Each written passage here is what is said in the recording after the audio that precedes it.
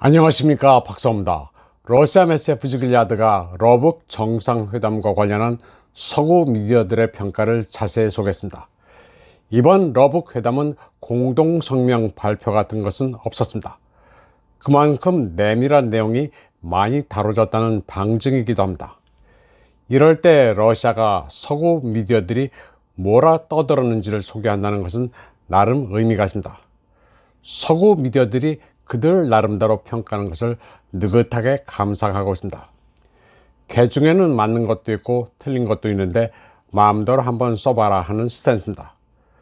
부즈길야드는 러시아와 북한이 미국에 맞서 연합했다는 게 서구 미디어들의 논조라고 요약했습니다. 미국 미디어들은 우크라이나에 대한 지원이 러북 간의 화해로 전환됐다고 말하고 있습니다.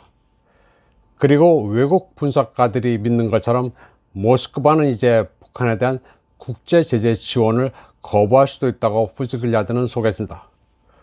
워싱턴 포스트는 블라디미르 푸틴 대통령과 김정은의 만남이 분명한 메시지를 전달했다고 썼습니다.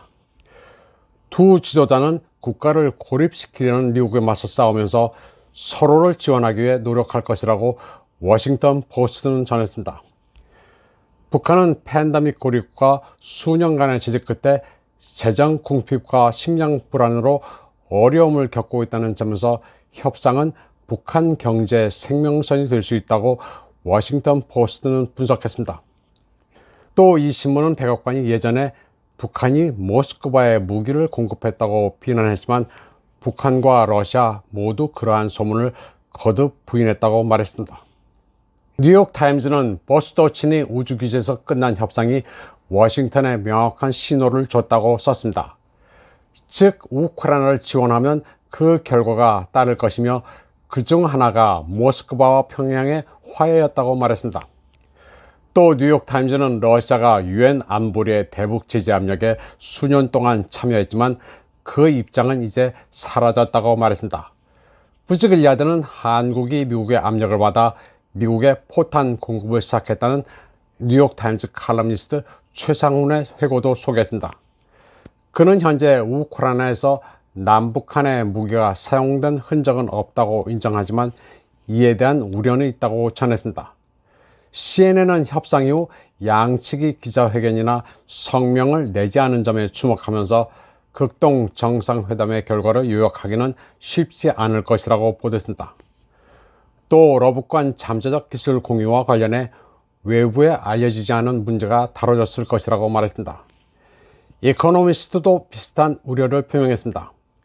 우크라이나의 반격이 고통스러울 정도로 느린 속도로 인해 우크라이나의 전술과 서방의 결의에 새로운 의문이 제기되는 민감한 순간에 러시아에 북한 무기를 공급하기로 합의할 수도 있다고 보도했습니다. 폴리티코는 두 지도자의 만남 장소로 보스토치니 발사장이 선택된 상징성에 주목했습니다. 김정은은 군사정찰 위성 개발을 위해 러시아의 도움을 구하고 있다고 말했습니다. 지난 몇 달 동안 북한은 첫 번째 군사정찰 위성을 궤도에 발사하려는 시도에 실패했다는 점을 들었습니다. 때문에 러시아의 지원은 현 상황을 질적으로 변화시킬 수도 있다고 이코노미스트는 말했습니다. 독일의 슈피겔은 지도자들의 악수 시간이 40초라는 점에 주목했습니다. 부즈길야드는 러북 정상회담이 아시아 언론에도 큰 인상을 남겼다고 전했습니다. 조선중앙통신은 두 나라 사이의 전통적 친선관계가 더 높은 수준에서 고양되고 발전하고 있다고 보도했습니다. 부즈길야드는 한국중앙일보의 보도도 소개했습니다. 중앙일보는 모스크바와 북한의 관계가 전통적 수직관계를 보여주는 것으로 확신한다고 소개했습니다. 이게 무슨 소리인가 싶어 부즈길야드가 링크한 중앙일보를 제가 봤습니다. 4일 달려와 4시간 만나고 끝.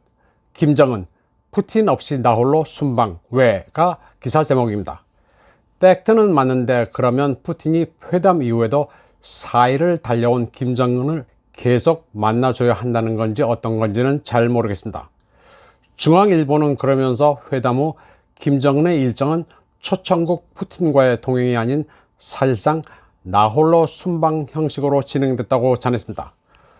굵은 글자로 나홀로 순방을 강조했습니다. 중앙일보는 또 러시아의 고위 인사가 참여하는 김정은의 다음 공식 일정은 16일 세르게이 쇼이구 국방장관과의 회동이라고 보도했습니다. 그러면서 러시아 매체들이 쇼이구가 김정은을 수행하는 게 아니라 대등한 위치에 있는 것처럼 만남, 프스트레차로 표현한 것도 주목할 만한 부분이라고 말했습니다. 그런데 저의 상식으로는 전혀 주목할 만한 부분이 아닙니다. 쇼이구가 김정은의 부하가 아닌데 수행을 한다는 것은 말이 안 되는 소리입니다. 프스트레차라고 표현한 것은 지극히 상식적입니다. 중앙일보는 그러면서 전문가를 인용해 러시아가 필요에 따라 김정은을 부르긴 했지만 전통적 사회주의의 수직적 위계에 따라 북한을 사회주의 종주국과 위성국가의 프레임으로 보고 있다는 증거라고 말했습니다. 오경섭이라고 하는 통일연구원 연구위원은 중앙일보에서 푸틴이 30분을 기다려 김정은을 만난 것은 당장 필요한 무기를 지원받기 위해 다소 굴욕적인 모습을 보인 것이라고 말했습니다. 중앙일보는 아니지만 다른 한국 매체들은 푸틴을 가리켜 원래 지각대장이라고들 조롱했습니다. 중앙일보는 그리고 푸틴이 원하는 것을 얻은 뒤 보인 김정은에 대한 조언은 전통적인 수직적 북러 관계의 본모습이라고 말했다고 합니다. 오경섭 의원은 또 북러 정상이 공식적으로는 전방위 협력을 언급했지만 러시아는 북한을 후방 물자 보급 창구 이상으로 보지 않는다는 의미로도 해석된다고 말했습니다. 중앙일보는 이물출 경남대 극동문제연구소 교수의 의견도 소개했습니다. 이물출 교수는 북한 정치체계의 특성상 김정은은 만기 친라명 리더십으로 현재 위기를 극복할 대안을 스스로 제시하지 못하면 리더십에 균열이 온다는 우려를 하고 있을 수도 있다고 말했습니다. 그러면서도 중앙일보 기자는 기사 말미에 김정은이 오랫동안 자리를 비워도 리더십이나 북한 체제에 아무런 이상이 발생하지 않는다는 점을 과시하기 위해 홀로 해외 일정을 이어가고 있다는 시각도 있다고 말했습니다. 그런데 김정은은 푸틴과의 회담에서 그를 따바리쉬, 동지라는 호칭으로 불렀습니다. 이는 주종 관계가 아닌 대등한 관계임을 상징합니다. 또 드미트리 페스코프 크렘린 대변인은 외부에서 뭐라 논평하든 모스크바는 양측 모두를 위한 이익의 원칙에 기반해 북한과 호혜적인 관계를 계속 구축하겠다고 밝혔습니다. 부즈글야드가 중앙일보 보도를 보고 뭐라 생각할지는 뻔합니다.